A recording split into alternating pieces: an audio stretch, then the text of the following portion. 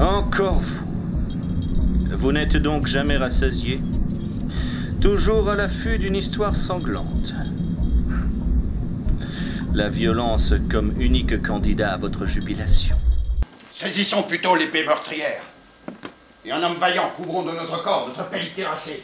Chaque nouveau matin, de nouvelles vagues hurlent, de nouveaux orphelins sanglotent, de nouvelles douleurs frappent la face du ciel qui en retentit comme s'il souffrait avec l'Écosse et comme s'il poussait les mêmes cris de désespoir. Je suis prêt à déplorer ce que je crois, à croire ce que je vois. Ce que je pourrais réparer, si l'occasion m'est amicale, je le réparerai. Le récit que vous venez de me faire, il se peut qu'il soit vrai.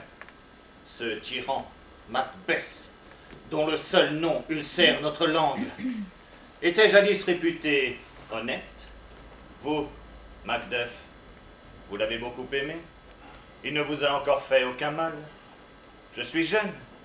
Vous pouvez bien mériter de lui en me trahissant. C'est sagesse d'offrir un pauvre, faible et innocent agneau pour apaiser un dieu irrité. Je ne suis pas un traître! Mais Macbeth en est un.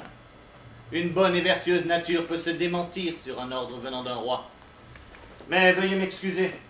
Mes soupçons ne peuvent changer ce que vous êtes. Les anges sont toujours brillants, quoique le plus brillant soit tombé. Quand tous les vices prendraient le front de la vertu n'en garderait pas moins son éclat. La reine qui t'a porté plus souvent à genoux que debout mourut à chaque jour de sa vie. Adieu. Les vices dont tu t'accuses me bannissent de l'Écosse. Oh mon cœur, ici finit ton espérance. Macduff! Ce noble courroux, fils de l'intégrité, efface de mon âme les noirs soupçons, me fait croire à ta loyauté et à ton honneur.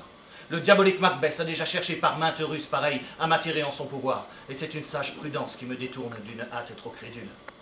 Que Dieu là-haut préside à nos rapports.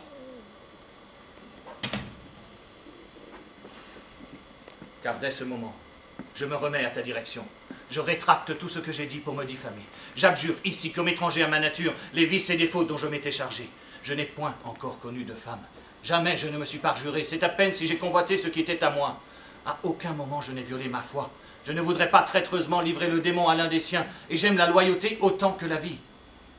Mon premier mensonge, c'est celui que je viens de faire contre moi-même. Ce que je suis vraiment est à tes ordres, aux ordres de mon pauvre pays. Déjà, avant ton arrivée ici, le vieux Seward, avec 10 000 soldats dûment équipés, allait se mettre en route. Nous partirons ensemble. Puisse notre succès répondre à notre juste cause. Pourquoi gardez-vous le silence? Il est bien difficile de concilier aussitôt des paroles si agréables et si désagréables. Voyez qui vient ici. C'est un compatriote, mais je ne le reconnais pas. Mon gentil cousin, soyez le bienvenu ici. Je le reconnais maintenant. Dieu de bonté, libère-nous bientôt des causes qui nous rendent étrangers l'un à l'autre.